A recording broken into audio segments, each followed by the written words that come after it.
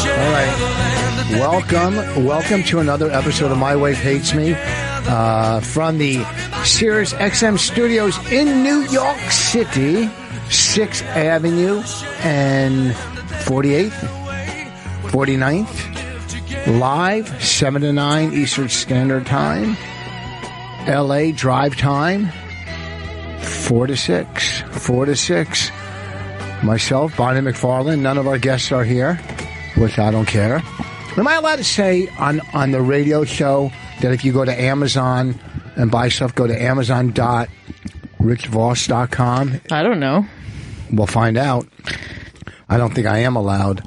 Maybe I am. I don't know. No one ever told me I can't. Well, they will. Yeah, maybe I'm not supposed to say go to amazon.richvoss.com because that could be trouble, and I don't want to lose the one real gig we have in life. This is a real.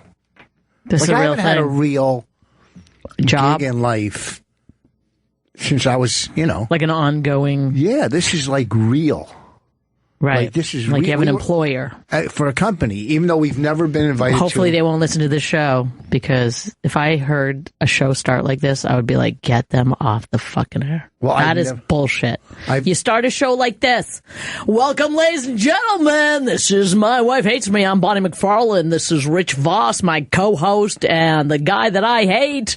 Tonight we have a fantastic show for you. You can call in Sirius 206-XM103. The number, if you want advice on your relationships. Maybe you just had a baby and your husband left you, or something else.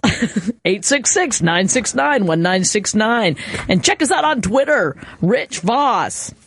Well, now, Rich Voss. Where am I working? And at Bonnie From. Who's this coming into our studio in the middle of my thing? Wait till we get some plugs out. Where am I working Thursday and Friday? Because I can't say it without slurring.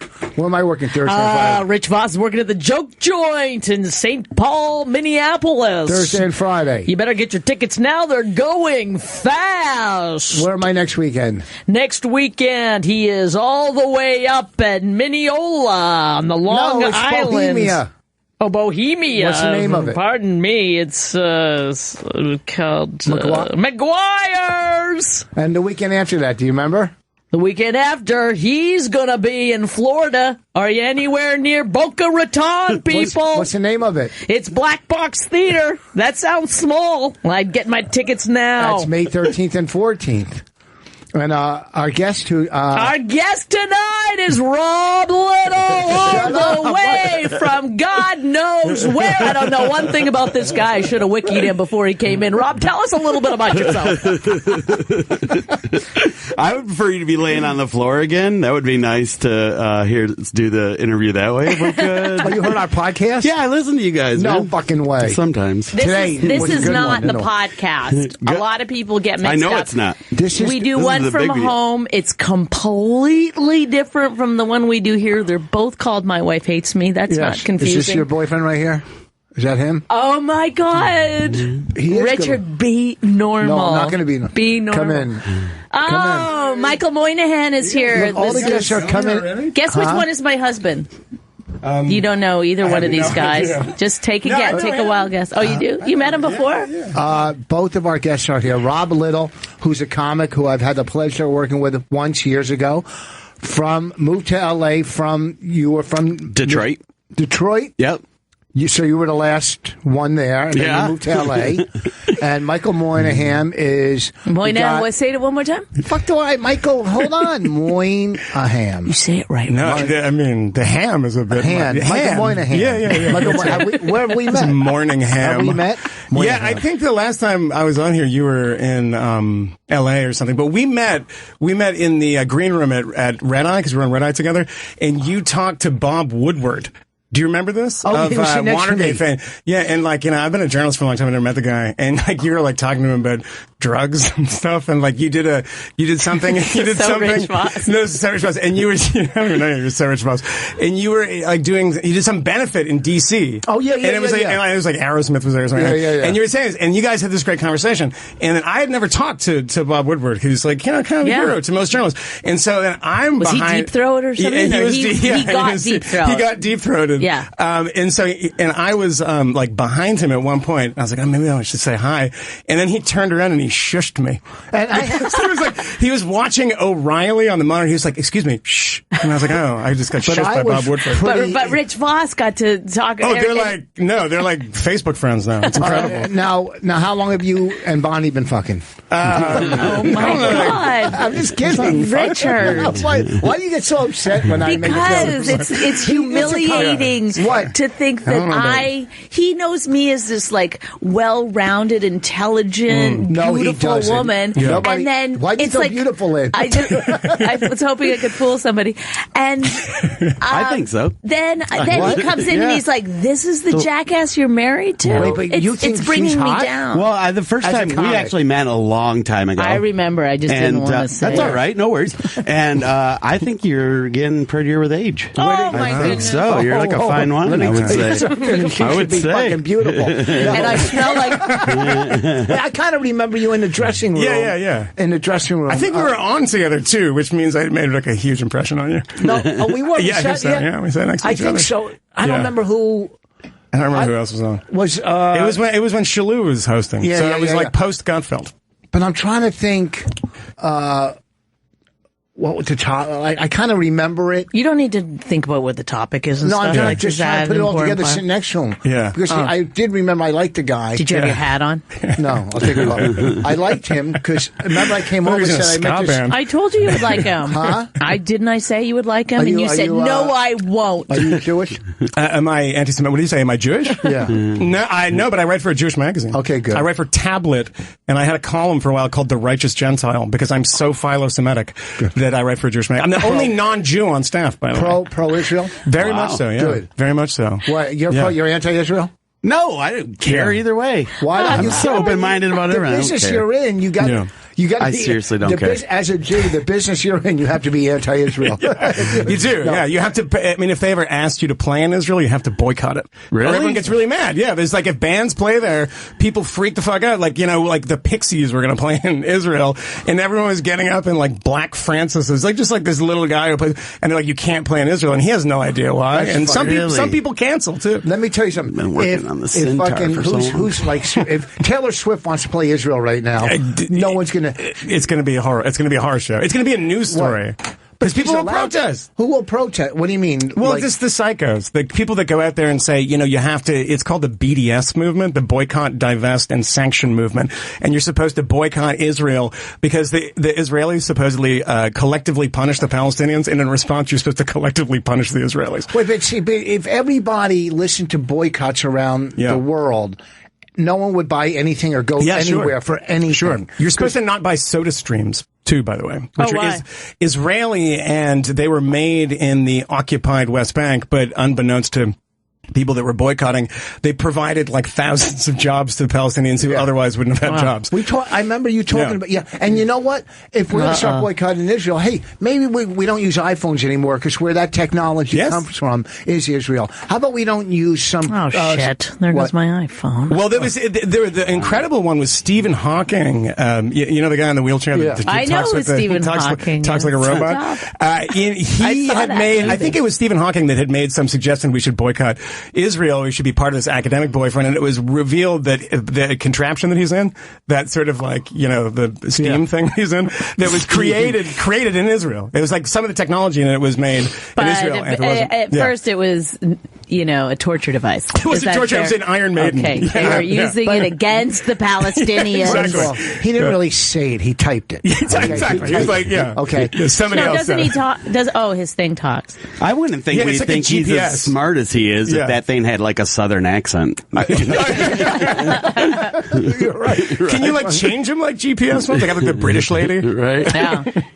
So, Rob, here's the deal. You moved from Detroit to L.A. Yeah. I was out there for 10 years. 10 years. Yep. And then go ahead. But here's the thing. But you have to go on the road to earn a living. A lot. Because I saw when I worked with you, he killed in the middle. Let me tell you something. He fucking killed. I bombed every show after him. I'm not lying. There's 2 places I bombed. I know, but isn't that what? Par for the course? Really? I bomb on stage? I would never use a golfing term. I was so excited to meet you that week because, being from Detroit, and these big New York guys coming in, and my first 2 New York guys I met were you and Nick DiPaolo, and I was like, 2 of the biggest I'm never moving to New York. I just thought these guys were such jerks to me. But I was so excited to meet you, and then I thought, something was going on. Like, I think you were... I don't know what it was. I was bombing. But I didn't realize that. To me, I thought we were just having fun together, and then you were kind of like pushing me away the whole week. Well, no, here's the thing, too. I don't know if I was pushing you. On the road, too, Were you trying to hug him? No, he doesn't like that's that. That's me. I was probably trying to hug him. I get a lot of anxiety when I travel. Yeah. So I could have been going through a bad anxiety weekend. Yeah. Or the fact is, I'm going, this guy's killing, I can't. Plus, it's your hometown. It was your home area, Livonia. Yeah. Did that club close? Just closed. So yeah, it was in Livonia, a place called Joey's. So I'm going there, and I think somebody was there before me and said, you're going to sell tons of CDs. And let me tell you, he's funny. He fucking killed. Let me tell you. I don't know if you're still as energetic as you were. I toned it down a little lot bit. Of but energy. SD thinks I'm super hyper still, and I'm like, man, I'm nothing what I used to be. Holy fuck! He had so much energy, and I'm because I'm done. I've already given up. I don't have hope. Like you could tell, there was a lot of hope in his. That's act. not true. You still have hope. I said today we need to give up. There's a lot of you hope. And you were like, no, we can't. I know, but I know. Must go on. Can't go on. But there was so much hope coming out of him, and just the energy. I still have that, and it was funny and funny too. And so I guess bombing for me is good for a regular comic. But I thought you were doing great. My God. I stunk. You know how you could tell the legend, Rich Foss. Oh, where did our caller go? Dude, I was only like 2 years into it too. At that point, I think I was only like 2 years. So into you went to LA. See, LA. How long were you doing comedy before you went to LA? 3 years. Were you casted? I mean, you're very castable. I did Nick Swartzen's show for a few years, and I was I won a reality show out there once, a CBS. It was called Fire Me Please, and I started out in improv. I was Second City in Detroit, and then so I auditioned for that show, and it was like 8 callbacks, and ended up being with Les Moonves in the last callback, and I was like, holy crap! But I won that one, and then I've done. I was a regular on the Best Damn Sports Show. Period. That's what I did for years out there, like all their comedy sketches on the best. Best Damn Sports Show, period, with Tom Arnold and all those guys that were ESPN, Fox Sports Net. Or Fox or what? Yeah. Wait, but that was on TV too. Yeah. Yeah, because I remember with Tom Arnold. Yep. Yeah, he was on TV. No, the Fox. You didn't see the. First of all, don't try to show off. I'm doing interviews right now. No, I think you're doing good. I love it. Okay, I'm just doing interviews. I'll get back to Michael. But Michael's just sitting there. No, it's fine. I'm going back. What the hell was I doing when Michael was talking? I just want to know what DePaulo's excuse was. Like, I know why you were an asshole to him, but why was Nick? Nick's just kind of an asshole, but he's hilarious. But I was so excited to meet Nick, and I went up to him, and believe me, I was brand new in the biz, and I went up to him, and I was like, "So, what are you working on?" He's like, "Oh, I'm working on a pilot in LA," and I was like, "Oh, you're getting your pilot's license?" Like, I didn't have a clue about pilots or anything like that, and he goes, "I thought you were in the biz," and then he just went off on me, and I was like, "I'm gonna go hide over here now. I'll be the guy opening, introducing you." I don't think I can't remember that far back. I don't know how mean I was. I didn't think you were mean. I was just wanting to hang out with you, and there was definitely none of that. Oh, well, I don't hang out with anybody. Yeah. Because I don't, here's the problem. When I go on the road, and that's why a lot of times I was not asked back to places, because I don't hang out with the staff or the waitresses and go out. I don't drink. So a lot of them all drink and party and hang out after it. Yeah. And I just go back to my fucking room and drop a load on my stomach. You know what I mean? Yeah. What is it? I don't know what you mean. Like my laundry. I'll go through my laundry. Just put it on your stomach. It's a great technique. So with all now, as a journalist, would you agree that this is the worst crew of candidates in the history of this country? Yes. Oh no! Without a doubt. Yeah. Like who? I mean, I don't know if you're left or right. I'm kind of a moderate person. I hate the hypocrisy on the left, but I'm the same way. Like I can, the thing about DePaulo is like if you want to don't ask him about pilots. Just you say, I don't like. I'm not a big fan of those liberals. Yeah. And then DePaulo will just be like your best friend and adopt you, and you'll be at his house in the Hamptons or something. He's not a house in the Hamptons. Does he have a house in New York? Even? No, but he's got he's got a huge house. His house is what is it? And his wife is a beauty, and she's a interior decorator. Well, how does he make his money? He's a big headliner. He's fucking funny. He's amazing. But I heard him on Mandy's podcast. And actually, when I was on Mandy's podcast, I said, it was like the last guest was DePaulo. And I said it really resonated with me because he was doing this whole shtick. It wasn't a bit. He was just talking about how he was like kind of a loser. And he's just like, I can't really make it. It's like, there's nothing, I'm just not really going. And does he just do that? Is that what he does? I don't know. Here's the thing. Seems successful to me. He's as good as any headliner. Very funny. Yeah.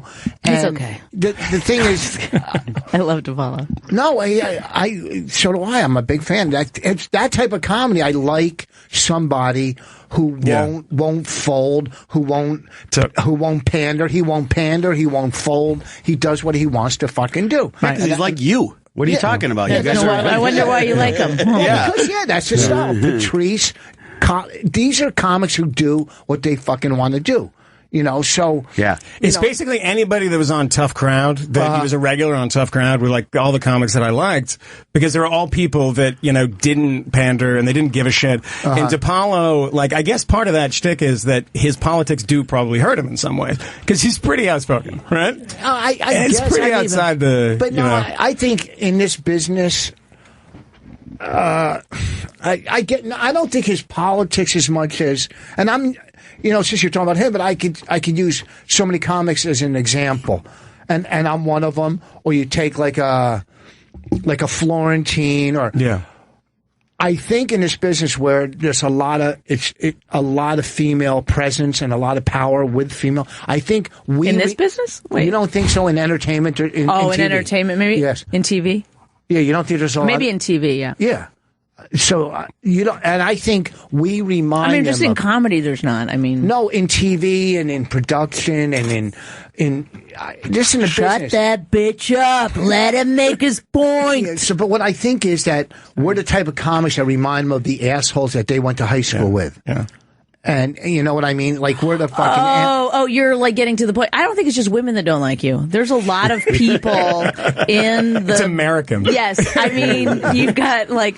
when you have like 4 empty seats in your show, that's not really 4 people that didn't come to see you. That's 4 people that left? That's like, no, I'm just saying there's millions that didn't come. Well, let me tell you something. I'll put DePaulo up against any comic, and I guarantee he'll be as good as any comic. No, but you know what the thing is with you and Nick, which comedians love about you, because we don't have boundaries, and we can spar. I was saying this on your show, we can spar with each other, and then 2 minutes later be laughing about something else, and it's not like things aren't necessarily taken as so personal all the time.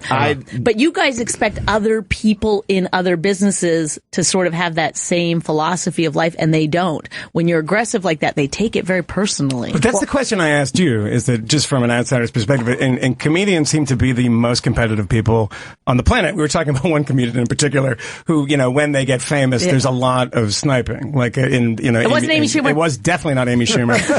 Definitely not Amy Schumer. I think we're on the same page. There's other famous comedians. No, I don't think so. But that seems like I mean, a lot of those guys steal jokes though too. So there's an. I don't know, but see, this is where and what were you going to say before? Allie's on the show now. You should I'm going to introduce her. 1 second. Relax. We can see there's another skirt here. What I'm saying. She was saying that guys don't normally take it personal, and I think the guys that didn't grow up around these type of comics, like Detroit, Michigan, Midwest guys, we're very friendly, and most of the guys I hung out with, we would give each other crap, but not like how you guys do it. You guys take it up way more notches. So it was very intimidating to me to work with these guys, and because I was taking it personal because I liked them so much, and I was wanting them to like me, but But we're not anti-gay, so we're just. See, I get it now. But gay jokes still work. Isn't that fascinating? Always work. No, I just was watching his hands. I know, Was I doing that? It's like a gay Guess I was studio. trying to keep focused because I know Bonnie will be like jumping over. But It's like a Steve Rubell club. I interrupt. It is my show. Do you like Mike or Michael? It doesn't matter. We're not competitive against. We're competitive in a business. I'm not competing against Bonnie or Rob or Allie. Allie Breen. Allie Breen's here. We'll talk to her in a second. We don't compete really. We're competing against ourselves. Oh, brother. What do you mean? Who are you competing with? Well, I just try to do my own best, and I don't think about anybody else. We're very competitive with each other. I don't know where all of a sudden if you meditated for a few minutes right before the show or something, but... What do you mean? I mean, if we're not competitive. We're jealous, but we're not competitive. What is that? Yeah, I agree with that. You might be jealous of some guy or what they're doing or girl. I'm sorry, I didn't mean to say it like that, but you might be jealous of them, but I don't think, because I don't feel competitive with other guys either. I don't compete. Even when I did last conversation, I didn't try to win. Okay, let me. That's such bullshit. Good job. There's no way. You think I try to win? I think everyone tries to win. It's like the Mark Maron thing. He was competitive as hell. He hated Jon Stewart for taking the Daily Show. He thought that was his job. Yeah, people are competitive as hell. No, I think I actually mentioned that. Absolutely. No, I don't think that's going for a typical. That's not on stage when you're up. Like if you're up at the cellar or something and you're going up and a bunch of guys are going on. You're not. I is that what you mean, Rich, or do you mean like going out for a TV show? Can I just paint a competitive. Scenario for you? Let's say you're doing a show and everyone does well. Everyone does well. You feel pretty good after it. But let's say then you do another show where no one does well except you. You kill. That feels a lot better. No, that's competitive. That feels amazing. No, that's. I do. And if one of them like breaks a toe, incredible. Okay, I think you're wrong. I don't think there's. I don't think we compete. I think my God, know thyself, Rich. I'm not competing. I'm not going. Oh fuck! I got to go out for a role that Bobby's going out for.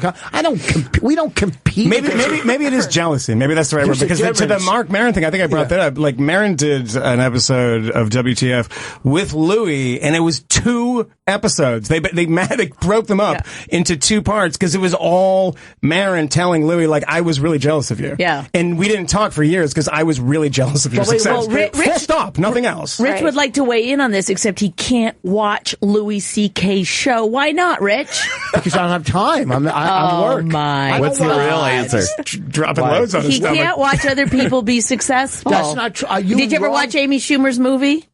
Oh, I haven't had time. Oh, did you ever watch Mark Maron's TV show? No, but I'm a big fan of Mark Maron, and you know that. Yeah, because he had you on the show. No, I've known Mark for 30 years. I've always got along with Mark. I'm not saying you don't, but there's still a competitive nature. Shows. When do I have time? Even when you say go on the road, like if we're watching last night, Vinyl and Americans. When do you think I really have time to sit down? You're home more than me. I'm on the road, so where am I going to watch? I'm not going to on the road in the airport. That's like a perfect place. When you're doing your laundry, dumping the load, right? That's what I said. You don't drink. I don't. Allie, please weigh in. Yeah, in your hotel room is when you watch all those shows on the road. You have time to watch everything. Afraid when I'm in my hotel room. That's the best. Or Lockup on MSNBC. I watch because those are the best shows to drop a load. That is actually the best show on MSNBC. Well, sometimes you need a break from the business, so you need those things that cleanse the palate. I never saw Louis when Norm was on, and Norm's one of my best friends in the world. I just don't have time. Florentine, did you see his episode? It was fantastic. I saw them all. A girl I was dating that I didn't date. She had a one-person. We've been married for 11 years, right? Yeah. I mean, wow. Back in the day. Oh, okay. I didn't even go to her one-person. No, I didn't go to her one-person, show, and she never talked to me again because I just don't have time. Oh my God, Richard! And she was smoking. What? God, I just blow. So, okay, we have. This is a great cast. We have a cast. You guys have been cast in a sitcom. We're going to your try. Your contracts are for 0. We're going to try to get Rob and Allie to compete for Michael's affection. I appreciate that. Just start, please. Do you guys get pissed? Like if you see a great story that you thought you could have wrote, or does that upset you? Do you? Sometimes. I mean, if it was something that was kind of on my radar. But when I do things about other journalists, because I do some media stories, and I did something about a guy, an Italian journalist who wrote a book called Gomorrah, which was a very, very big film and I exposed him as a liar last year, and that he had made up a bunch of stuff and about the Beatles. That had to be kind of fun. No, it would be about Bob Dylan, but I was like, no. I told them he told me the Beatles. Yeah. Now this guy made up stuff about Herman's Hermits. It was a different thing. So he freaked out. Like I accused him, and he's like really, really, really, really popular in the UK, pretty popular in America. Okay, wait. But he's big in Italy, and it was so Bob Dylan, right? It was Bob Dylan. Okay. Yeah. So this guy, not Bob Dylan, this guy freaked out and wrote a front page story in Corriere della Sera, the big newspaper in Italy, and accused me both of being a member of the mafia, because he writes books that are anti-mafia. But the big through line was that I was jealous. And I was assigned his book, and I was like, this is bullshit. And I was reviewing his book for the Wall Street Journal, and I said, this is a fake book. I'd never heard of the guy before, but his response was, you must be jealous, because he is like a multi-millionaire. He's very, very successful. I'd never heard of him. Was he quoting Dylan or saying? No, this is actually a different guy, but the other one was also a multi-millionaire, an American guy named Jonah Lehrer, and he was at the New Yorker, and he was faking Dylan quotes.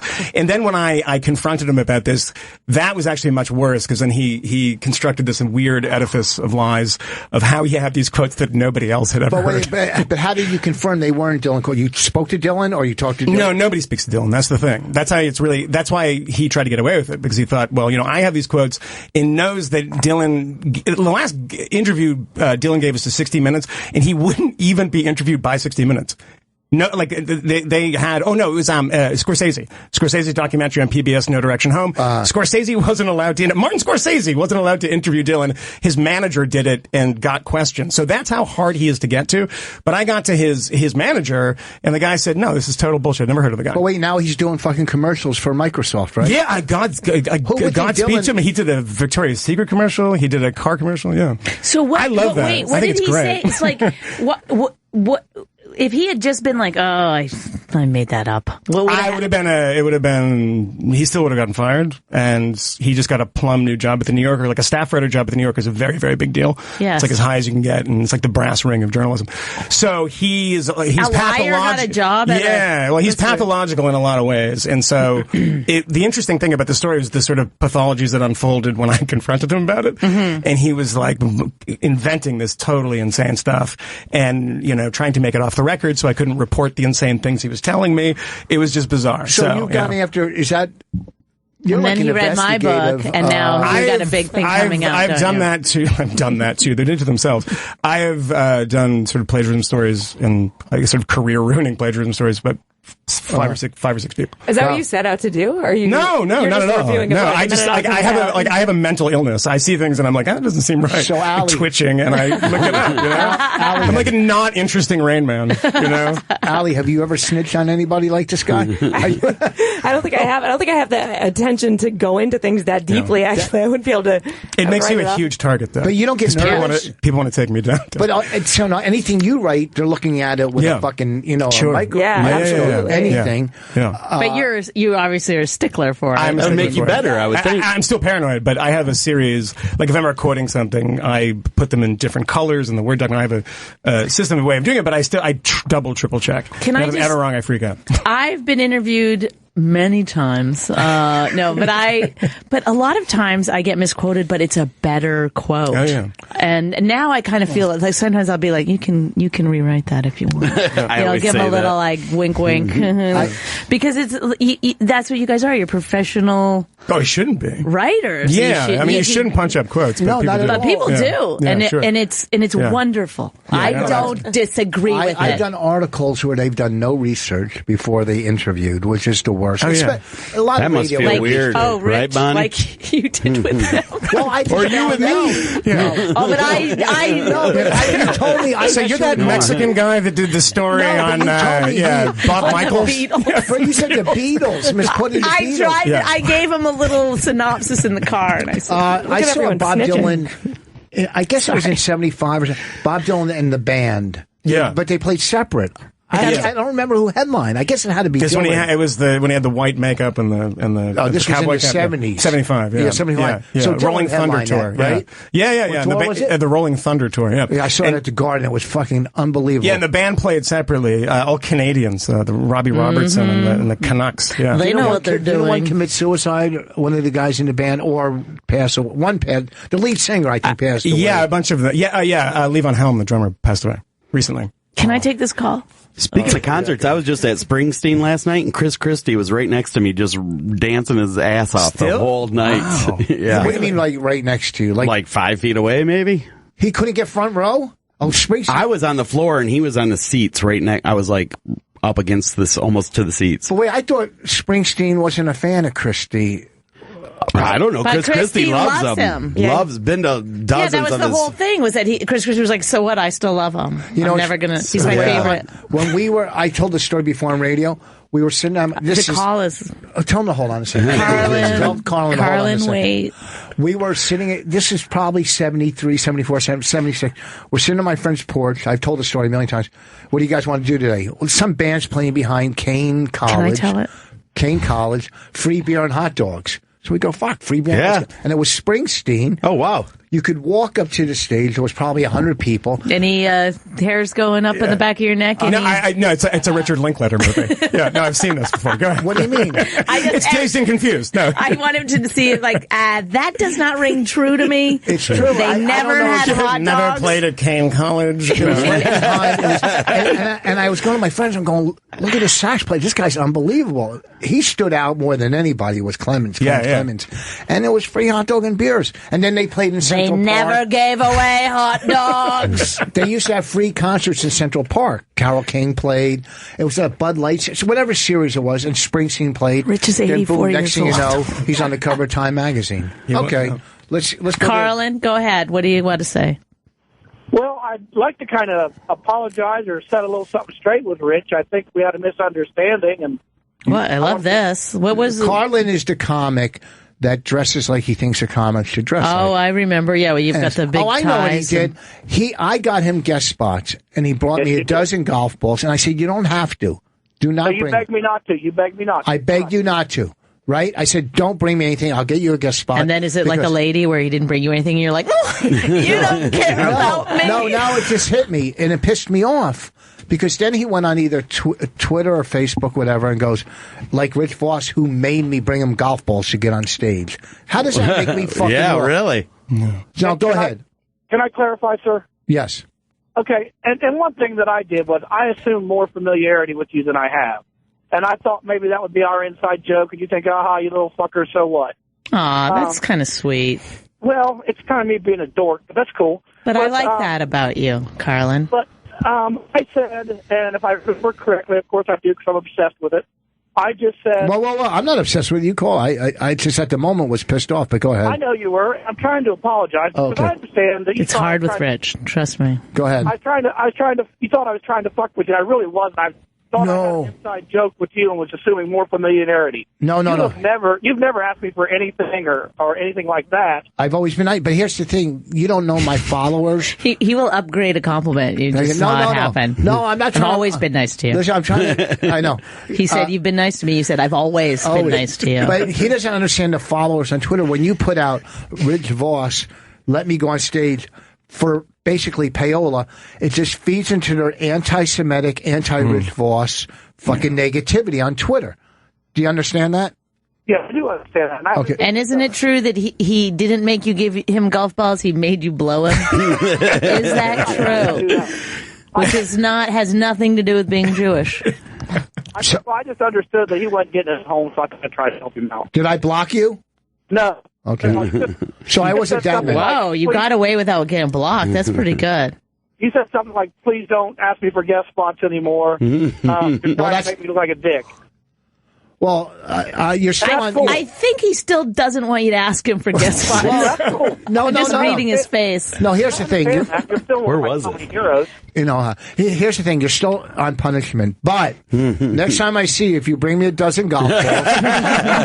Oh, Richard, bringing it all the way around. Carlin and Rich Voss, they're making up right here on the show. You heard it here first, folks. You'll read about it on Twitter a little later on. But thanks for calling, All right, Carlin, I let it go. Thank you for calling. So do people just call in with Rich Voss grievances? Is that pretty much the show? Oh, That's great. I get probably... And then he accuses them of anti-Semitism. Yes. And hang up. That's right. No, do you see what I'm saying? If somebody went on Twitter and goes, Rich Voss let me go on stage, if I fucking gave him a dozen, that's pretty... I try to help new comics out around the... whenever I'm on the road, I go...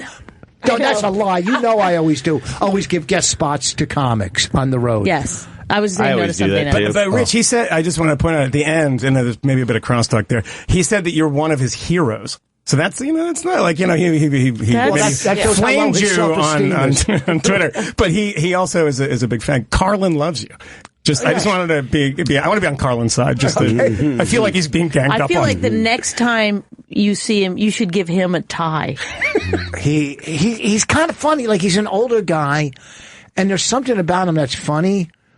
And he gives out free T-shirts with nothing on them at the end of the show or something. I don't know. But he had some funny Yeah, it's bits. Expensive. It's an expensive thing to do on an open mic night. I think maybe because it's so bad it's good. No, I'm only kidding. It's so weird. This older guy, you know what I mean? And he's a nice guy. This is as close to a compliment as you're ever going to get, Carlin. Put it on the website. Rich Voss said you're kind of weird. That makes you funny. So we have two comics in studio that both moved to L.A. and came back. Well, no. I didn't go to New York first. You were here in New York first, I was really? in New York first. Okay. Yeah, exactly. I remember she used to work at Caroline's. Yep. I used to hit on her constantly, like every waitress there. It was a numbers game. I remember when you guys started You were a dating. waitress at I was Caroline's? a waitress at Caroline. Okay. Can I just tell you, though, he's always loved you. Like, whenever you come in, he's like, there she is! No. Yeah, runs over. No. I always liked her. I always thought she was funny. No, it's his dinosaur hands. Never seen him do that.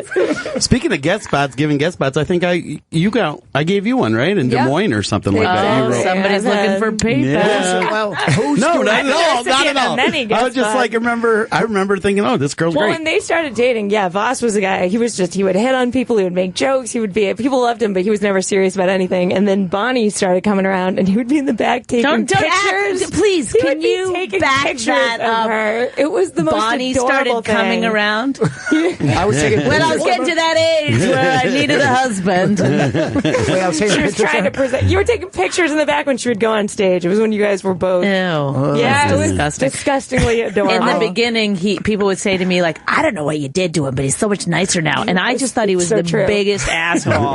I mean, I'm attracted to that, so it was fine, but I couldn't imagine you being worse than Right, that. if that was better. God, Caroline's. It was so much fun back then. It was Everyone's been fired now. Everyone's gone. That was a crew that lasted a long time. Yeah, I mean, once they got rid of the waiter, what was his name? Curtis. Kenny's gone. Kenny's gone? Yeah. No. Yep. Why?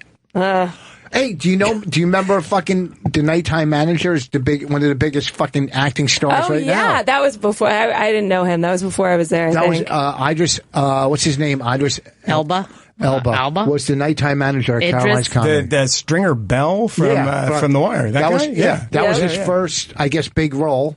Yeah. And then the movie we saw in, I think he might be James Bond next. Yeah. They were talking about it. Wow. Yeah. Breaking down barriers. It's out of control. What's going on in Hollywood? Out of control. When we lost him when they gave the honeymooners to Cedric and Mike Epps. I'm going, we're done. Just Right. What? Got somebody. I would like to congratulate Allie. Boy. I saw your live at Gotham the other night. That was a good one, too. Oh, thank you. That was fun. Jesus, you guys, get a room. What do you mean? I just like being... I'm the I'm opposite of Rich. I love giving compliments. Oh, my God. I'm it's nice. He embarrassing. said the I Midwestern gave you comics one, were a lot too. nicer. Jesus Christ. Did Now you? everyone in Detroit is really nice, and you see where that got them. You can get a house here now for $13. Yeah, sure. You're You can be welcome. super nice, and they'll give it to you for $15. Yeah. What, I didn't hear my compliment. 1 second. When I said you were real pretty and you're getting prettier with it, the older you get. Gross. What the hell? Yeah. Okay, Gross. Chris. Fuck you, bitch. I just saw a picture of myself. Chris from Houston. Hey, guys. Hey. No, I was laughing at Rich when he was talking about the Bud Light tours that was it Carole King, he said, was on in 75. No, I said they had free shows in Central Park. I don't know who sponsored. I just said it might have been. Okay, well, I thought you said Bud Light. I was laughing my ass off because I don't think there was a Bud Light around until about 8. Oh, I was actually going to point that out. Boy, you really got me. I didn't want to be a dick about it. You know, like it is their show. I don't want to come in and be like, hey, sometimes excuse they're me. just mistakes. They're just mistakes. Well, I'm just saying, Yeah. I don't know who sponsored. All I know there's free concerts in Central Park. So is that all you? Rich, I'm giving you shit. I love you, man. Hey, wait. By the way, they started testing Bud Light in 78. Okay, and my daughter lives in Houston. He was twitching. Are you guys still? Yeah, my daughter lives in Houston. Great. Are you guys still flooding? I'm just going to say things now and see if you catch them. You probably should tell me that. I may find her. My daughter, listen, she stepped over you to eat pussy. Are they still flooding there? So she's gay. It's not a big deal. No, she's got a boyfriend. What? It's actually okay here now, but it was pretty bad for about 5 days. So yeah. I mean, we lost maybe 30,000 homes underwater. Get the fuck out. No, I'm not kidding. Like all the subdivisions I grew up in when I was a kid here were all underwater. So it's pretty bad, man.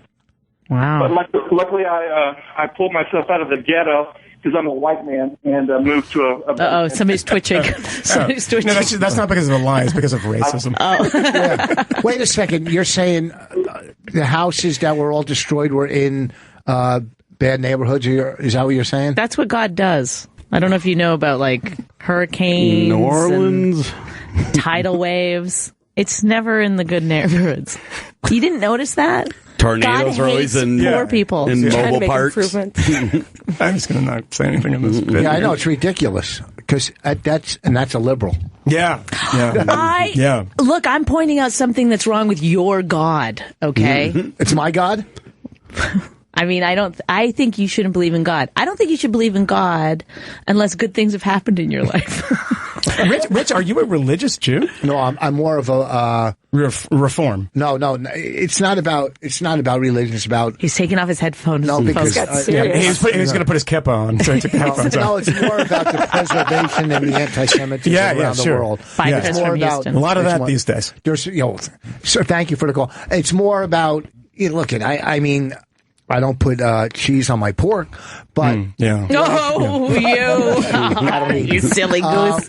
I just think people are so misinformed about Jews in this country and world that if somebody doesn't stand up, because so many Jews are passive and they're so. They just Liberal. sweep it under the rug. Hey, it'll pass. You know what I mean? Yeah. We've seen that happen one too many times. To give you an idea of how passive people think Jews are, there was a book a few years ago about Jewish gangsters, and the name of the book was Tough Jews. Yeah. As if it was an anomaly. There's like tough Jews. There are 6 of them, and we've documented them in this volume. That's about it. That was a good book. It's a very good book about Meyer Lansky. It's really good. Isn't that the same problem people have with the term white trash? What about? Isn't that the same problem people have with the term white trash? In what sense? Because it's not just trash. Yeah, it's you've got to point out that it's generally white people aren't. Yeah. Well, that's true. Well, that was a good book. I mean, a lot of the I'm glad I brought that up. A lot of the characters in If I could Boardwalk edit Empire this, I would edit that out. were from that book. A lot of the what? Characters in Boardwalk Empire. Were in Tough Jews. That's right. I'm having anxiety. Why is Take that? it from here. Why? You're I don't know, doing I just have great. anxiety. I The know I show's am. going very well. I know. You're getting along with Michael, even though going you great. said you didn't want to. Yeah. No, You said I won't. Even though I'm sleeping with your wife. Then I remembered who he was. I mean, just once. It was like... He's got a girlfriend. What did you get her, by the It way? was very uncomfortable. I don't want to talk about it. It Was it very uncomfortable because of my tipped uterus? Yeah. It was a bad night. I don't want to talk about it. Maybe the pretzel on your lip. That's how I keep the men at bay. Do you have a bay. boyfriend now? I'm starting to date someone. A comic? Is that who's sitting behind us right now? A comic? Maybe, maybe not. Oh my God. Someone's starting to work Brooklyn. Is that where you I moved got a to? career path. Now I live in the city. So how long were you in LA for? I was in LA for 4 years. Yeah, I was there for a while.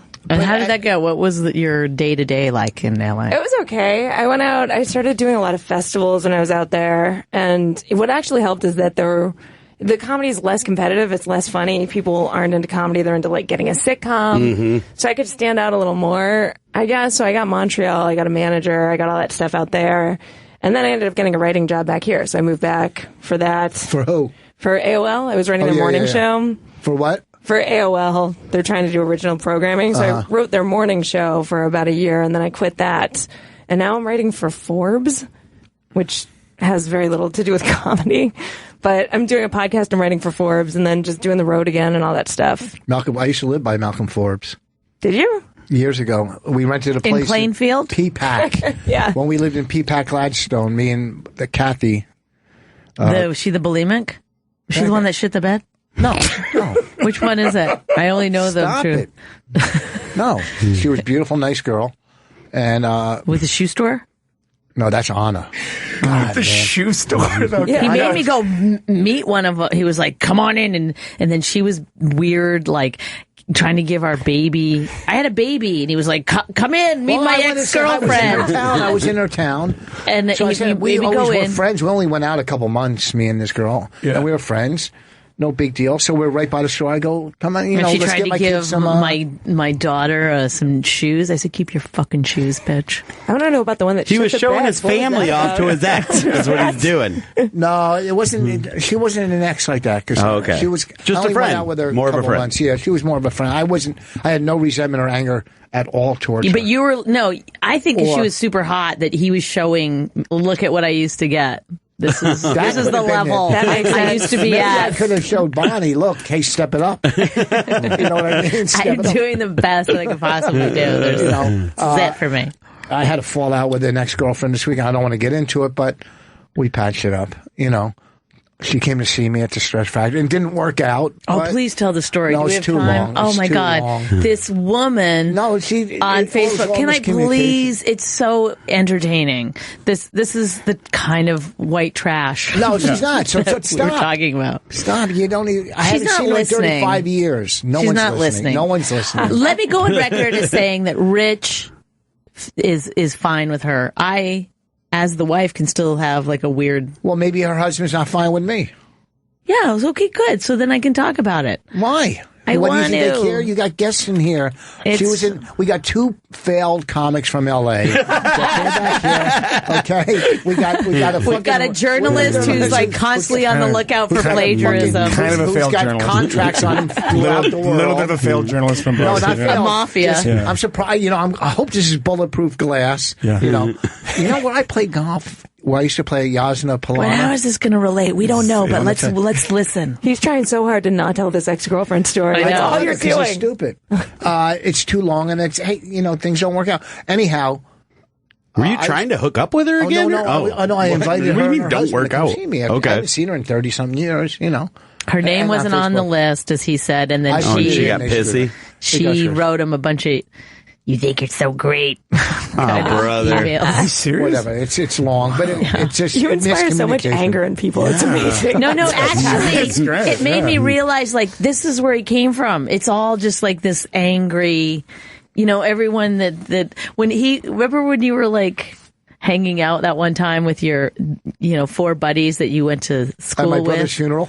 I didn't want to say that at your brother's funeral. And, it looked like you guys were going to, one last heist. They were like, let's do it, fellas. But those were just normal, but those weren't my real good, drug buddies or guys. Where did you grow up, Rich? Plainfield, New Jersey. Okay. All right. Where'd you grow up? Just outside of Boston, Concord, Massachusetts. A lot of racism up there. Yeah, not in Concord, but no. Where, like in Boston, yeah. I love Boston. Those fucking lobster rolls up there, holy fuck! It's you were in a gated lot of good comics in Louis from Boston. Patrice, some of the best. Patrice is a Boston. Stephen Wright. Stephen Wright. Leno. Leno. Yeah, Leno's Can you do that in anywhere like Ohio? I don't think so. Boston, and even guys that never got out of Boston. There's like Steve Sweeney, who's great. And Sweeney can't get out of Boston because he just does material about Boston. He's like, hey, fucking at the Junkin' Jonas the other day in Somerville, and like literally no one knows what he's talking about outside of a mile radius, and he doesn't care. That's what I love about Kenny that guy. Rogerson is fucking, was a killer act. Kevin Knox, may he rest in peace, who passed away, killer act. Well, when you say rest in peace, we get that second part. DePaulo. Lenny Clark. From Lenny Clark. Yeah. Rest in peace. He's really skinny now, isn't he? Is Lenny he? Clark? I haven't Yeah, seen him in a yeah. long time. Did he? Yeah. Because his brother probably doesn't hire him at his club. I saw him in a Michael? Tyler Perry show one time. It was the oddest place I've ever seen Lenny Clark. Wow. Good story. Thanks. Anyway. Did you ever tell that in a pitch meeting in L.A.? It's my first pitch. That's how she got her AOL writing job. So you're writing for Forbes. So I'm writing for Forbes. But what do you know about finance? I know a lot about finance. I like finance. I wish I didn't major in like economics in school. I didn't major in economics in school, but I wasn't. It was too much work, but I've always liked economics. You went to college? I did. Did you go to college? Yeah, I have a computer science degree.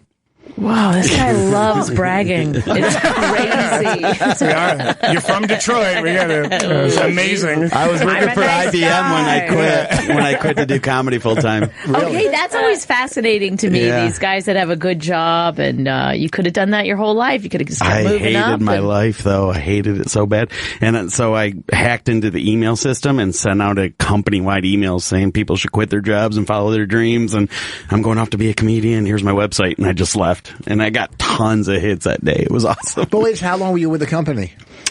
When I started with them, I knew I was going to quit. So I was only there maybe a year. That's a good job. Yeah, I was the worst employee. They probably. I knew I was so So bad. castable, though. Jeff Foxworthy worked for him too. Did he? For IBM, yeah. He was a salesman though. I was a programmer. You know you're a bragging. salesman for IBM. When I didn't like it though. I didn't like it. Wait, but how? Like, were you going up for movies and stuff? I auditioned for. It seemed like every audition I went out for, it was always between me and Kevin Farley out there. I was always on every audition with him, and Kevin Farley, neither of us would get him.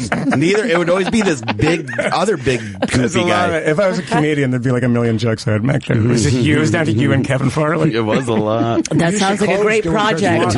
When you used to do Chris Farley on stage, it killed. Killed. I wasn't doing it. Did you ever do Kevin Farley? Did you add him? That's the problem. To your roster? I know it was.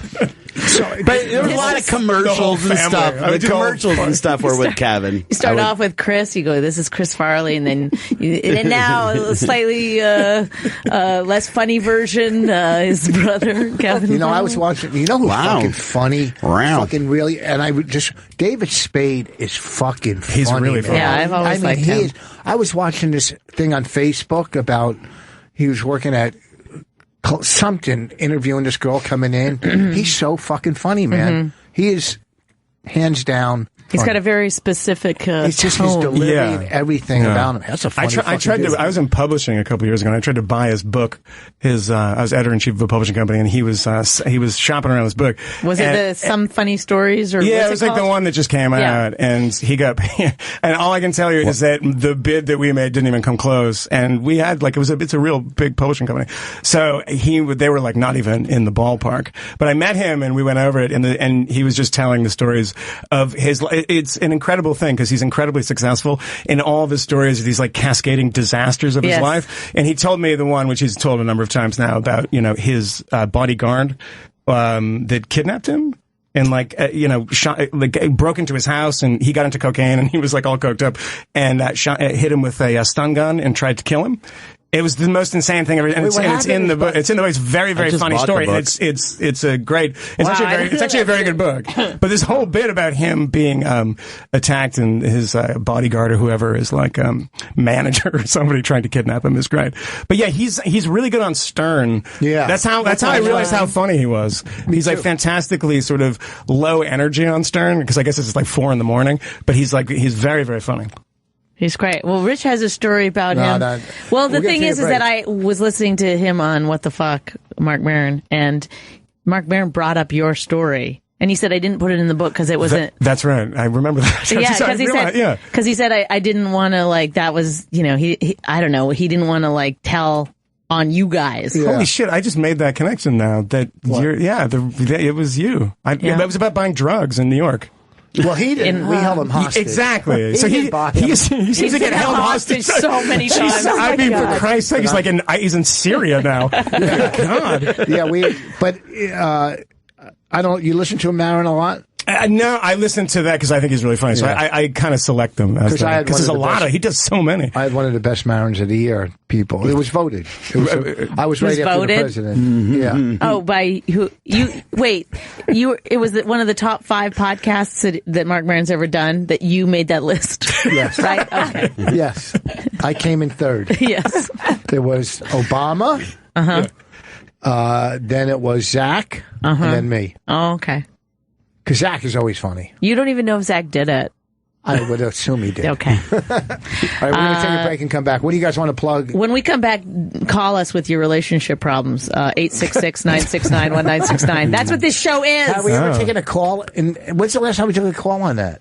I don't know, but somebody called earlier with a relationship problem. They hadn't had sex with their wife in 2 years. I wanted to take the call, but... call back. Bonnie, where am I this Thursday and Friday? You're at the Joke Joint in St. Paul, Minneapolis. Only 2 nights, Thursday and Friday, so get those tickets in advance, folks. Next week, he'll be in Bohemia on Long Island at McGuire's. That always sells out, so you best be however you get tickets for that shit. And if you're in Florida near Boca Raton, May 13th and 14th at the Black Box Theater, that sounds like 18 seats. No, it's so not. I would get those tickets. What do you got coming up, Rob? I'm doing the Richmond Funny Bone May 5th through the 8th. Richmond Funny Bone, May 8th. 5th through the 8th. 5th through the 8th. And then the Denver... Don't go on the 5th, 6th, or 7th, but on the 8th. Yeah. It's going to be fantastic. Sunday night. Denver Improv, May 19th through the 22nd. And the Omaha Funny Bone, June 2nd through the 5th. I just work with a great... If you want to see Kevin Farley impressions, this is the place do Kevin Farley impressions. Allie, only dead people. Allie. I'm McGuire's this weekend in Bohemia. Are you? Friday, Saturday, yep. God. Greenwich Village next weekend. I'm at the Vegas Laugh Factory May 15th to the 22nd, I think. Did you hear the Vegas Improv's closing? Yes. I did hear that. It's I just heard that. It I did didn't close? know. Oh, okay. It used to be I just mob. got It booked used to there. be packed. Yeah. Packed. Yeah, I did it a bunch of times. It was Even the last time I did it was packed. I don't know why they closed, but they went down to 1 show a night. Was it 2 when you were there last? I was there years ago. I do Brad Garrett's room there. Okay. Please, that's probably the best please comedy don't room. try to guess where he plays in Vegas. Thank you. Sorry about her, What do you want to plug anything? Twitter? You name it? I don't know. Yeah, I'm doing Sirius XM all week at noon on Insight 121, and I have a show starting next month, I think, on Viceland, the new Vice TV channel. What is it? It's called The Business of Life. It's a panel show about, like politics and economics and stuff. So I was actually thinking, maybe you should come on as a guest. If you want to come on, because we actually pay. Making connections. We pay. Funny That would be great. that he's on our show. But he's asking her. No, because he's already seen the level of intelligence that we have. We never went to college. You don't know a lot about politics. That was pretty obvious. I do. If I do a show in Israel, I'll get you on. No. That's definitely true. Who's the next guy you're going after? Yeah. Rich Voss. Probably Rich Voss. 1S, remember, 1S. Yeah, 1S. You've never been accused of wrongfully accused of stealing material, right? Never. Okay. I'm fucking original. People know it. All right. I'm very... People steal from the legend. Anyone ever stolen from you? Oh, yeah, many times. But have you ever confronted somebody about stealing your shit? Well, you don't confront them because a lot of times it could be parallel thinking. It could have been someone could have gave it to them.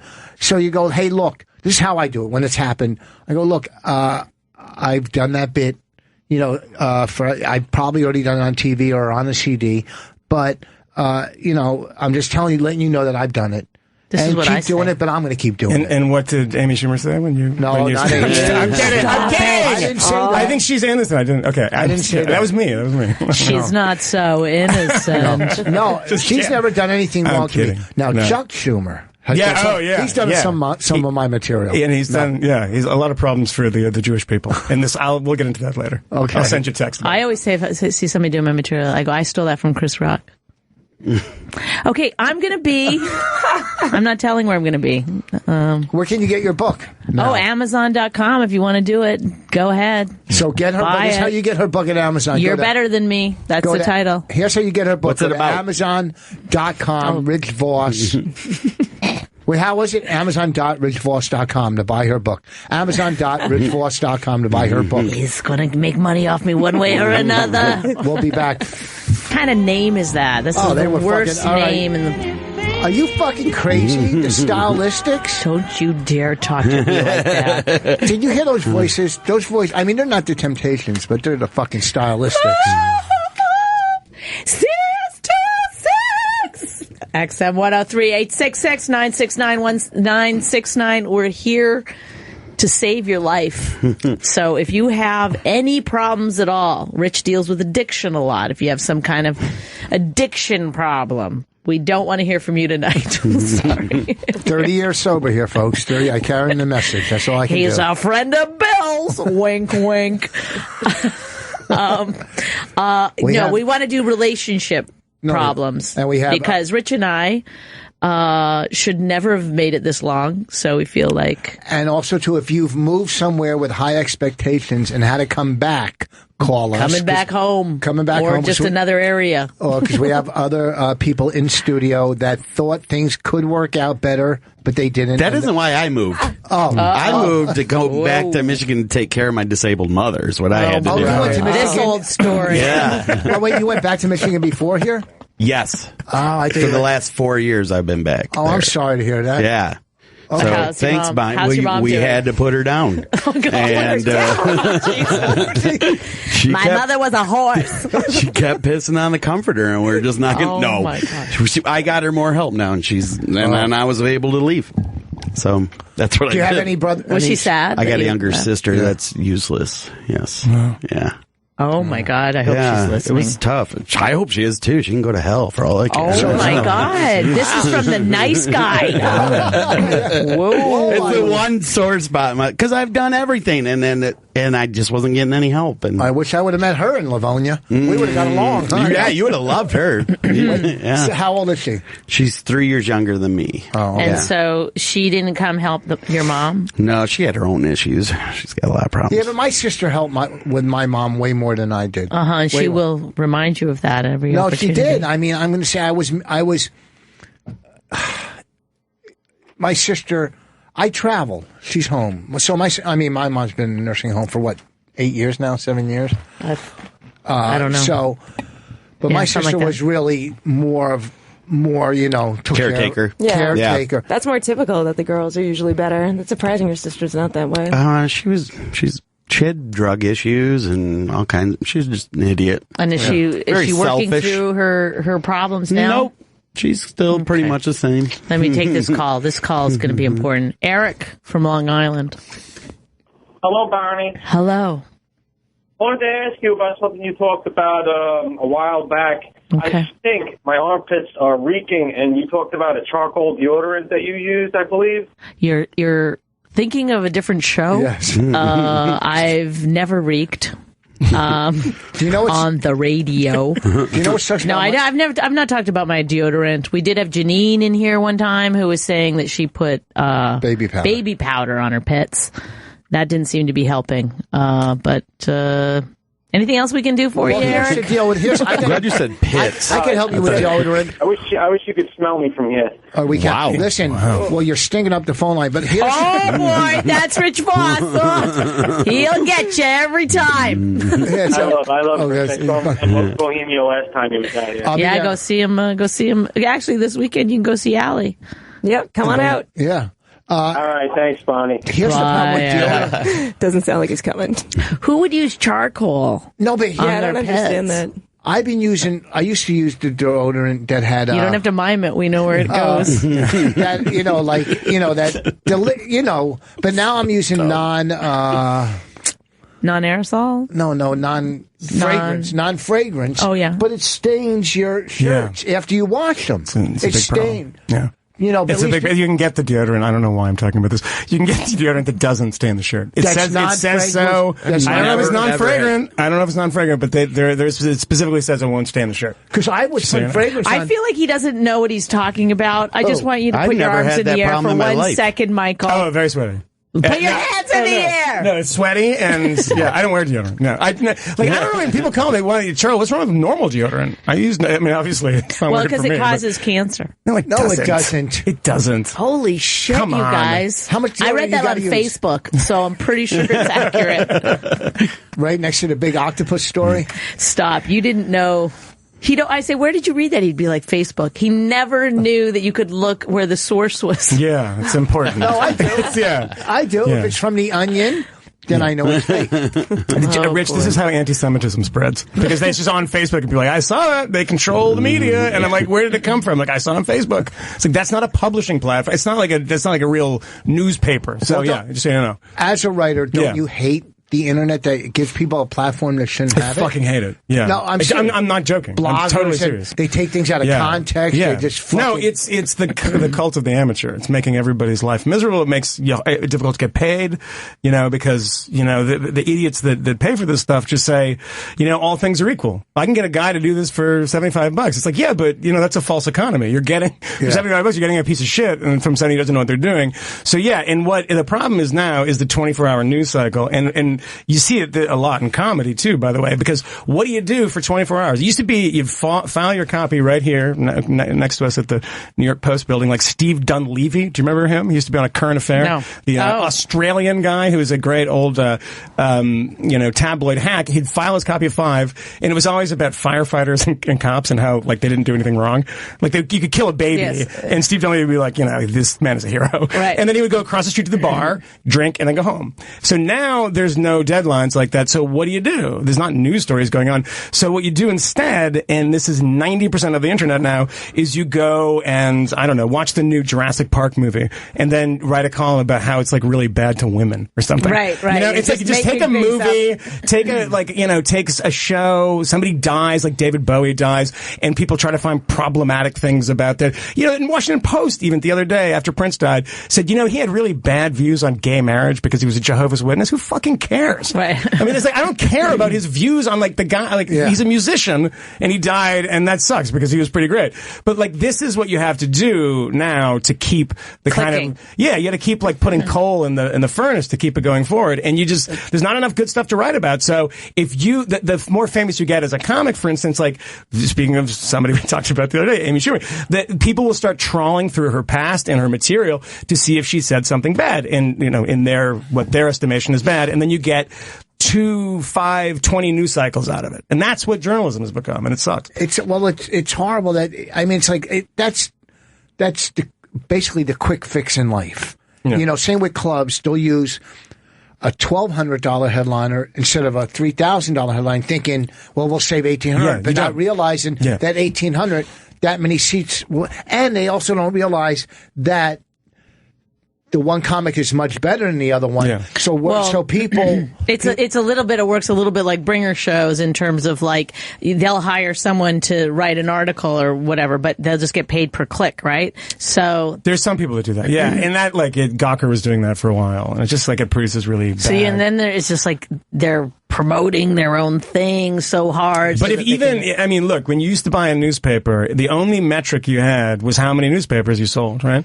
You sold 1 million copies of a newspaper. It wasn't like I read that guy's piece or I got that guy's piece. So it's not even you get paid by it, but everybody knows these metrics. So at the end of the day, there's a big board, in most newsrooms, and there's a piece of software, and you say, oh shit, that guy did, 8 million clicks, and you're like smart, sedate piece on, Botswana did 500, and it inspires everybody to go out and do the shittiest, nastiest, crappiest thing they can do. But how do you, I don't know how iTunes, podcasts, they don't have to listen to the podcast for you to go up to number 1. No. If they even comment on your podcast or write a review, whenever there's a new podcast that comes out, they're usually in the top 10 because they get the most reviews or hits or whatever. So, you say this about all these hits. You don't even know if people are reading the whole article. They might be reading 2 fucking lines. We do know now. There's software that tells us that, and what you mostly find out is that people don't.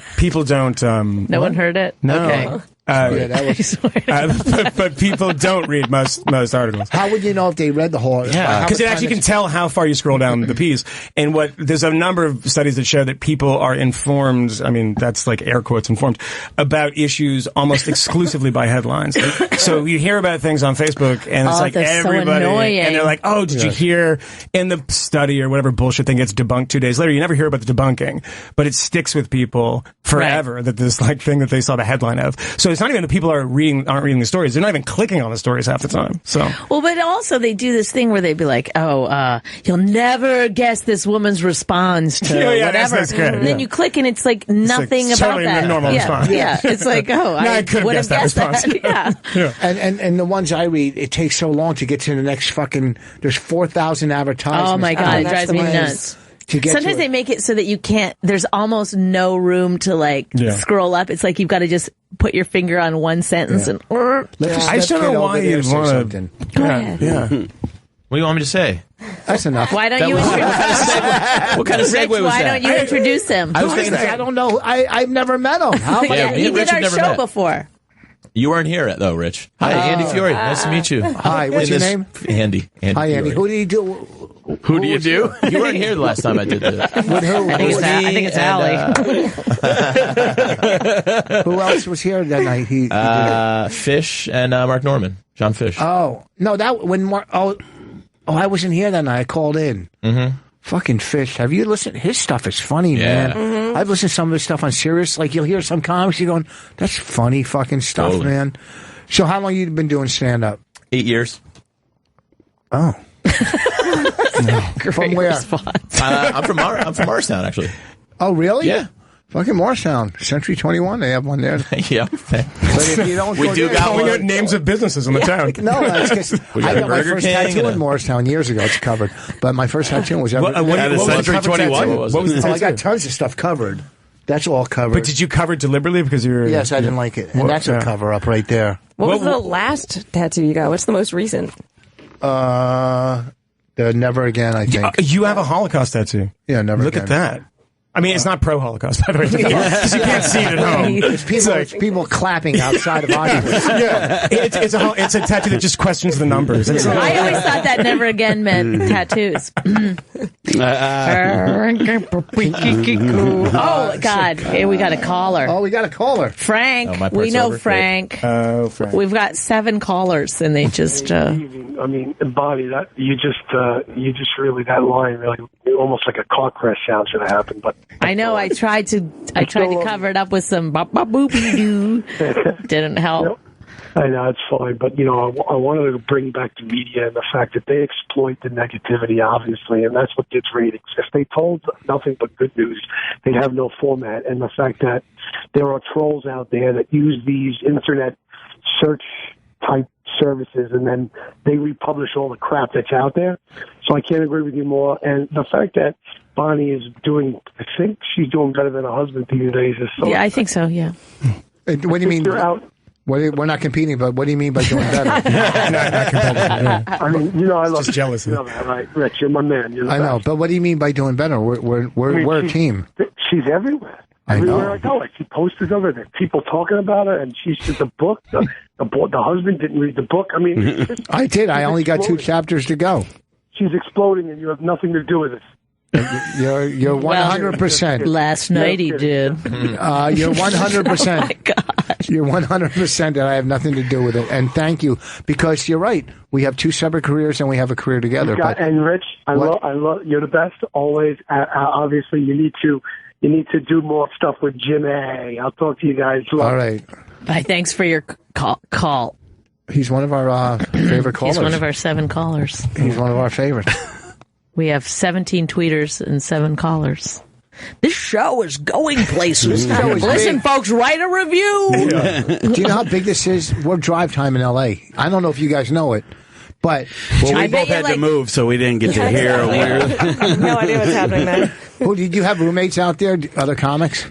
Yeah, I had one for my first couple years there. Yeah, he didn't want to ever say it though.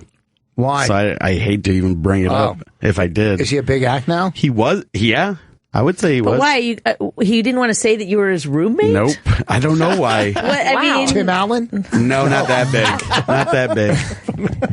I thought he was phenomenal, but he just didn't want to say he had roommates in general? Yeah, he didn't want. He wanted wanted everybody to think he was successful enough not to have a roommate. Oh, what a I think if he's successful now, do you still have to honor that silent? Like, is it like Sinbad or something? Like, how big is he now? What is he? No, Sinbad I still would has a say roommate. you're probably good friends with him. I would say he's on the. Can you tell us off air? I'm dying. I would say who it is, but I don't. I don't have nothing bad against him. If we guess, you just raise your hand. They have I'll 17 say, yeah, tweeters. You can say anything you want. Oh, yeah. He was really funny, and he was from Minneapolis. No, where is he? Philly. He's from Philly. Todd Glass. Nope. No. From Philly. Philly. And he Kevin Hart? Nope. And he used to be Andy open Kindler. for one of the Houston. Paul F. Tompkins. Houston Big Boys. The Houston. Jimmy Schubert. Yep. Yeah. Jimmy. Big deal. I play golf with him. Get on Twitter now. I got great golf stories about Jimmy. He's a great guy. Jimmy Schubert. Yeah, he's a great guy unless you're his roommate. I didn't say any of that. He's sitting around. Why won't you take me out anymore? Are you embarrassed of it, Jimmy? He's like, I didn't say any of that. Why, Jimmy? Remember we used to go places together? Like, hey, you know what? I'll tell you what I think it really was. I think when it was another thing like Rich. I really liked him, and he's like, hey, I got a place, and I moved in with him, and then he got me a spot at the Comedy Store, and I just ate it. I ate shit the first night, and after that, it was like, I don't want nobody knowing you live with me. And I was like, all right. Get the fuck out. You had one bad set? Yeah. Oh, my God. And then I started, I was explicitly said I was touring with Pablo Francisco back then, and then I was getting better. Pablo just texted me and said, please don't have him say that again. Probably. But what's Pablo gets a mixed crowd, right? He's not like... Very mixed, yeah. He's not like, what's his name? I like him. I loved him. He was super good to me. And he's a very Rita's nice so guy. cool. Rita's one of my favorite they were people. awesome. One of my favorite They're people just in LA. good buddies now. Yeah, but she's so cool. Yeah. I'm a big fan of Rita's from the Improv. So when you were open I just clicked on Mimi from Canada. Hi, Bonnie. Hey, we never get female callers, so... Oh, my God, really? I'm calling because I'm pregnant and I hate my husband, and then I love him, and then I hate him, and I just want to punch him in the face. This is why we don't get them... You can't sleep when you're pregnant, so I'm sitting up last night, and I'm looking at him like... He's like snoring and then breathing and then snarling, and I want to punch him in the face, and then I fall asleep, and then later I wake up and I'm like, oh my God, I love him. He's made all my dreams come true, and I don't know how to get control of my emotions. I just hung up on her. I think he just needs sleep apnea machine, and then maybe she'll love him all the time. Her emotions are going crazy because of the pregnancy. But she's from Canada. I did it to be funny. She should know that. She gets that. No, now she sees her husband in you. Think about how much your husband hates you, huh? Mimi? What do you think about that? Good luck with the pregnancy. She did complain that at night he was breathing. I know, that was that's probably a bad sign when you're mad that your husband's breathing. Sometimes I just see him sitting there and I'm like, oh, God. Who, me? No, my other husband. Listen, every time you eat, I want to put an ice pick in the side of your head. It's either one of us, when either one of us eats, we're always like, it's so fucking loud. Well, if I'm angry at him, I'll just go get an apple. You could love somebody, then when it just all of a sudden you watch him throw like a tissue into the garbage, and you go, I hate this person. Just from something, you know what I mean? Mundane as that, yeah. Yeah, just as stupid as that. But that's never happened with me and Bonnie. That's what you know. That's what you know. You got it. Marriage is not. It's not for the weak. It's not for sissies, right? You gotta. Yeah. You gotta work through it. There's good times and there's bad times. Can you hang up on yourself? I wanted music, but of course, Lewis never fucking. I thought we got each other now. Lewis is a hard worker. When I hear the music, I'll start in again. So, are you a hipster? No. Where do I give off that vibe? No. Because of the beard and the glasses. Yeah, I know. Yeah. And the kind of unwashed quality that you have. Do you think that's hipster? I guess it's more like Blues Traveler or something than hipster. I don't know if that's better. No, it's absolutely, that was not a compliment. Anyway. You got a real John Popper thing going on. Yeah. Glad to see you lost the weight. But Thanks for coming in, Andy, so we can just trash you a bit. Is it tough to date a comic because they're fucking female comics are nuts? They're fucking nuts. I think so far so good. Oh, wait till one bad set or fucking. Well, I've already seen that. Oh my God. I've had to hold women in my arms right before I've gone up to do headline sets where they've been crying because they had a bad set. You know, they've gone on before me, and then as I'm being introduced, I'm like, "It's gonna be okay." And Rich said to me one day, he goes, "I can honestly tell you, I've never had to hold a male comedian." I just walk away going, "Fuck." Have you ever seen a man comedian cry? I did the week me and Rich worked together. No, Rich was crying the whole week. Yeah. Rob, you're so Midwest. You make fun of yourself. No, he actually. The nicest thing. He was making fun of Rich because Rich couldn't follow him. Wait, Allie, did you Okay, so you were worked at Caroline's. Yes. Did you want to be a comic? That's why you worked at Caroline's, or did you work at Caroline's and go, now I want to be a comic? I worked at Caroline's first, and then I wanted to be a comic. What were your career goals at that time? You'd been to college, yeah, I went to college. I was copyright editing, and then I was going to work on. I like Broadway shows. I liked theater, so I was going to try to work on Broadway, like bartending or something. And I just handed a resume to Caroline. That's so funny.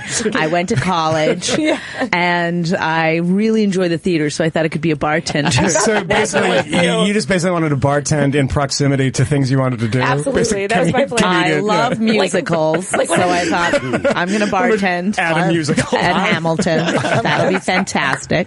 I am going to work at a soubrette stand outside of the Majestic. Rich, one time we went to remember that?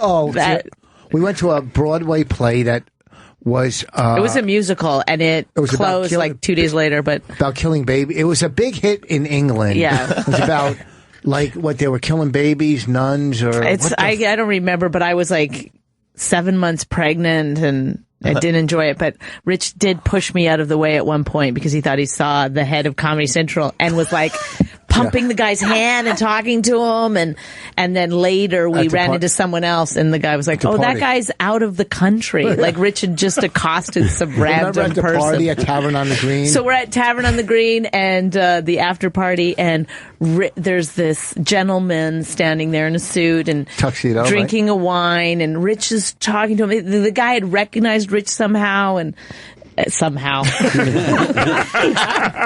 from a glory hole and roadside so then Rich is talking to the guy, and they're having this really long conversation, and Rich is like, "So what do you do with the play or whatever?" And the guy was like, "Oh, I sat you." He was the nice. Rich spent a lot of time with that guy. You remember that play? What the fuck was it called? Was it Sweeney Todd, the Demon Barber of Fleet Street? That sounds like Philomena, the nuns killing babies and shit like that. Lewis, can you look it up? It got sounds like you hit the nail on the head. It wasn't called that. It was called. It had a weird name. Weirder than Philomena. I was just gonna say, wasn't that weird? Yeah, no, Phil. I grew up. No, we know what Philomena is. We I- saw the movie. Yeah. Oh yeah, that was good. That's Steve Coogan, right? Yeah. That one, yeah. I love him He's very so funny. much. I will leave you for him. Get him on the phone. Steve, if you're listening, can you call in, please?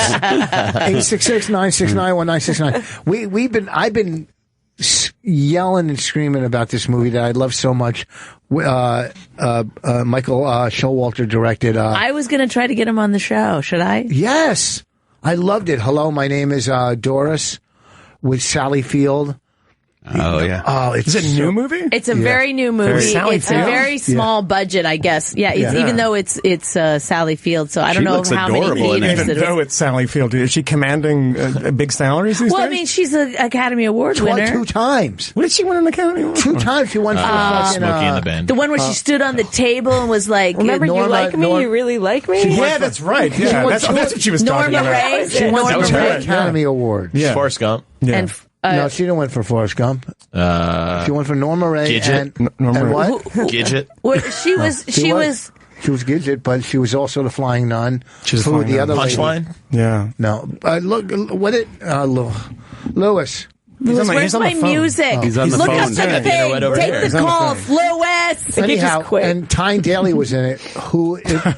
See, the problem with Tyne Daly was fantastic. She's not nominated. I feel like I'm with a bunch of 80-year-olds. I know. Tyne Daly was amazing. Tyne Daly should be in every movie, everywhere. I got him. I played canasta with a cousin. If she didn't, if she's not nominated for Best Supporting Actress, there's no fucking It's a crying justice. shame. So this new movie that you're talking about actually has Tyne Daly in it. I thought she was dead. Is she still alive? She did it posthumously. It's a weird. She's dead to me. I seriously, that's a real Do we have question. a call Is she from alive? Atlantic City? She's really, yes. Go ahead, James. Hey guys, how are you? Good. Hey, How are you? I'm good. I'm good. Relatively new listener. Oh, good. We've got 8. We're up to 8. And not a new listener to Opie and Jim Norton or Opie and Anthony way back, in the beginning. I've listened all along, but your show I discovered, and I have to tell you, it's a great show. Oh, my God. I didn't see that one coming. So I'm a big Rich Voss fan. Thank you. From way back to Last Comic Standing. Was just pulling from the whole way. Thank you. I'm a Jersey guy my whole life, born and raised in Jersey City, New Jersey. A lot of rats by the water there. Go ahead. Yeah, and then I moved to Passaic when I was 11 and graduated. Are we going to go through the whole thing? Is this how many stories? I really get Voss. I do. Oh, yeah, I get it. I'm just a Jersey kid and, grew up, on the streets, and he just makes sense to me, and you both, are great. Thank you. I'm just discovering Bonnie, and everything about her. I've been reading up and to support your book, and thank you. This guy's great. Yeah, you actually have to let him go almost through. hung up on you. Let him go through the biography about your book. I didn't get the hang up like Vancouver. Well, thanks, man. You're a great call. You're a great call, James, and a great man. When I have something to talk about, like when I'm engaged enough where I can jump in on a subject, I'll call back. Okay. But I just wanted to let you guys know, man, the show is just kicking ass. Aw, what Tuesday a sweetheart. nights. Tuesday nights, 7 to 9. It's thanks, James, for the call. Voss, you got a lot of Jersey fans, don't you? Steven. They love you. Well, I'm from From Vagina. Go ahead. They were late. Yeah. What's VA? That's not what that stands for, Bob. Oh, Virginia. Go ahead, Steven. Hey, how you doing? Love the show. Love you, Rich. Love you, Bonnie. Fucking Tom Waits is great. Go ahead. Yeah, he is. Fucking right, he is. Love your work too, Rob. Love you too, Mike. Oh, thanks. Yeah, I wanted to clarify with you, Rich, because I've heard you, through the years with O&A, just mention them every now and then. And actually, I've been playing in a cover band for him pretty much for the past couple years. And, who's this? Tom Waits. Oh, you play in the cover band that does Tom Waits? Yeah, I do the vocals and some guitar. I just want to get Rich. I just want to hear. I don't know if you have some favorite albums or favorite songs. Like I kind of wanted to. I love the one. See, I don't know. I love the one song he did with Bette Midler. Do you know what song? Oh my God, I might have to leave. No, it's great. A fucking great song. I know it is. And I don't know the names of his. Like I just one. I love him because he's a great actor too. Like he was in what do you call it? Fucking. Was he in Ironweed? He was in. He answered the door. And what was the movie? You don't do any cover acting, do you? With Pony Boy. What was the The Outsiders? The Outsiders. Yeah. He was the one that opened the door and said, he was in Shortcuts. He's in Shortcuts too. Yeah. He was recently in Seven Psychopaths. He did a great job in that with Christopher Walken. Oh yeah, that fucking movie was good. Yeah, that was a good fucking movie. I told you to watch that movie. And by the way, late Tom Waits is Bone Machine is a great record. Mule Variations is great. Best thing on Bone Machine, by the way, last song, totally forgotten about by everyone, called That Feel, in which is a duet with him and Keith Richards. It's amazing. Yeah. It's great. It's a great record. But, there you go. That's the one. They do a crossover with a Keith Richards cover band, so that it's like amazing. I can sing a little Tom Waits. I can't sing, but I could do Tom. Let's see what piano has been drinking, not me. Oh, that's great, Rich. He's taking ladies. Wait, hold on. You said you dated a comic? Yeah, I dated, which was funny. She was actually the lead vocalist in a heavy metal band as well, but she was a black chick, but she could, like, I've always been huge into comedy, and, like, I've been dipping into it now doing, like, open mics and shit, but she could not take any criticism on it whatsoever, and she just fucking bombed on stage. Oh, you're from Canada? No. No, I'm from Virginia. Oh, okay. And I'll be seeing Rob. Which I'm there May 5th through the 8th at the Richmond Funny Bone. Yeah, Funny Bone. I'll see you there. All right. Well, but see, now, as a singer, like, I think it's so much cooler to be a fucking, especially if you got a good voice. To be a comic, it's like you don't have any other options. You can't sing or dance. Yeah, like if I could sing, you kidding me? But what about if you could dance? Maybe that's not one. That's not all I can sing is Tom Waits, so that kind of limits my options. Oh, can you play an instrument? Can you play piano? A little bit. I play like guitar and bass, little drums, just everything, a little bit of everything. But Steve, is there other Tom Waits cover bands, or did you just invent the genre? Kind of gravitated towards him. I mean, once you realize he's got like 35 fucking albums out, so I guarantee there's one song at least you'll love. Right, and his range is very small. I made Norton sit in the car one night, listened to almost half of an album of his. He's great. And so are you, Steven. Thanks for calling. 866-969-1969. Rich likes keeping a lot of guys hostage. Did you notice that? This has been like the theme tonight. This is really... Oh, yeah. Me and Norton used to hang out. Me and Norton used to go to fucking... We would leave... Which brings us to our marriage. We would leave the club. Either we would go feed rats. We would do that. I've said that on the air many times. We'd go feed rats, which was so much fun. Because, the island, when you go...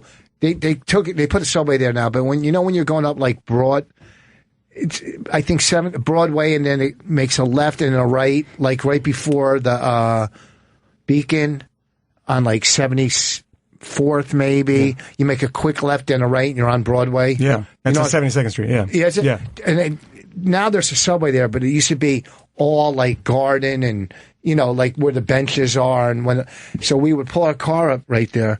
And we would throw fucking like candy out. There's a Starbucks right there? No. We would throw like peanut, like Reese's Cups and stuff. And like 20 or 30 rats would come scurrying out of the fucking, out of the middle island of flowers. And we would just feed rats, sit there and watch these big fucking rats. This is when you were sober. They love Reese's. That's psychotic. This could be city or country boys. This doesn't matter. Like I grew up, we did that kind of crap too. I mean, me and Norton used to love. We took Screech there one night. We were hanging out with him. We go, "You want to go feed the rats?" We kept him hostage. But you mean Dustin Diamond? Yeah, we took Dustin Diamond to feed the rats with us. I was on a date one night. Don't be jealous of some of the celebrities he knows. I mean, I can't believe Spade has a book and you don't with all these stories. You and Diamonds. Men I kept hostage. and then me and Norton would drive down to the World Trade Centers and just park and stare up at it because we were both scared. Oh, that's so romantic. They were such fucking amazing buildings, and we would sit there. Oh my God, it's like honestly making me feel uncomfortable. That me and Norton did you that? and Norton were laying there, your chairs back as far as they would go, looking up through the sunroof. One day we'll be at the top of those buildings. Why? We're gonna make it rich. Oh my God. Yeah. I think you're terrific. One of those stars up there has your name on it, Rich Foss. It's already been burnt out for thousands of years. Did you guys all get sober together? No, I didn't know. No. No, did you do drugs together? Mm-mm. You were sober before you guys hung out? Oh, yeah. Oh, okay. Yeah. No, I didn't do... The comics I did drugs with... Are they're probably... A lot of them are gone. Mm-hmm. Some of them are gone. Wow, okay. That was back in a couple of them, Pam. Well, we've got 10 minutes left. Let's... Pretty grim. Bruce from New York City. Yeah, hey, I just want to say I've been listening the last couple of weeks. I know you guys are just always trying to improve the show. I like the fact that Bonnie's taking the helm here and really running the show. Rich, you're really funny. I think but you got to let Bonnie take over here. He's doing it, you know. He let me drive in today. So we are just in our whole world. You know what I don't understand? But is shifting. You know what I don't understand? Thank you. It's like when, I would I've gone to, like, when I had dental work done, there's, a couple dentists. This is a great story, you guys. No, listen, there's a couple dentists in the place, how they have, I've never went to one, what, I think the other one should do this on me, and, I've never told anybody else how to do, you know what I mean? I think it's arrogant when they call and they go, I like when, what? You've never told anyone else how to do their job? Not really. Richard, I would call in. I would be scared to call into a radio show and go, you know what? How about when he does that? Why? It's Bruce, thanks for calling. You're the best. I know. I'm just saying that. I think you guys have been working on the show, and Bonnie. Yeah, we love these kind of. We take constructive criticism. Yeah, yes. Yeah. He's not like a female comic that someone in a cover band for Tom Waits dated once. He can take the criticism. I'm good at callbacks. Did anybody notice? Good callback. That's really good. I remember that. Go ahead. No, it's like when I go see my mom and she's playing cards with her friends and they're trying to remember stuff. You guys, sometimes you run into that circle. You got to have somebody there who can Google something in 2 seconds. Mm-hmm. He's right. Going around in circles. Other than that, you guys are great. Google. Thank you, Bruce. So that's his advice. Google. Okay. So I like when you take the helm, though. Well, I just want to back up a minute where you don't tell other people how to do their jobs. Unless they're maybe a waitress using a voice you don't care for. Tell them, I just say if you use your real voice, you'll get a bigger tip. That's all. Instead of using the dumb waitress voice. Because waitresses will come out and be like, hi, how are you doing? Yeah. What can I get you? And Rich goes, that's not your real voice. Please use your real voice. Do you actually say that? He's a real one of those people that actually say, what do you expect her to say? So I had a waitress today who was really attractive, and she kept on touching my shoulder, and it was clearly that she just wanted a bigger tip. And she was like, it was about to give me a massage, and I was like, I'm getting into it. But I was kind of annoyed by it. Yeah, what restaurant? I was literally, it was right across the street. Were you by yourself? Can I get a name? Yeah, really. I'll tell you off there. I don't want to get fired. I was actually. I'm going to try to hook up with her too. So just hold on. No, but I'm curious if you were with someone else. I was with somebody else. Yeah, a man. Yeah, it was a man. Yeah. Okay. Yeah, and did he feel left out? She gave him a hand job, so I was just for me, I was like, that's close enough. You're actually getting less. I was getting less. You were the second choice. I checked into a hotel recently, and this is a great story. The girl behind the counter was talking in customer service voice. I said, look, you don't have to. You can use your voice. Hey, with me, your voice, right? we could be real, man. She was I grew up in Plainfield, New Jersey. What? That fucking voice is, I'm not 6 years old. Yeah. Don't talk to me in that fucking dumb voice. Mm-hmm. You don't have to. Did she change the voice? Oh, yeah. She did. So it actually works. They talk. She was like, one girl high-fived her friend, said, oh, thank God. No. Yes. I don't think I would take it that way. I've worked as a waitress. Allie has worked as a waitress. If somebody said, don't use that voice, wouldn't you just be like, what? No, I guarantee I would seriously be like, just give me your fucking order. I don't want to hear anything but you never would use that voice. You would use your same raspy. Yeah, I don't think that happens. Can you take Michael's orders? Can you just so we can hear? What the fuck can I get you? Give me your fucking order. All right. I would be the TGI guy with all the flair. How much time? We have 2 minutes left. Really? Oh, yeah. I was a waiter like that. I was Somebody's calling with pain pill addictions, and we only have 2 minutes left. So put the rest down the toilet, and I don't know what to do.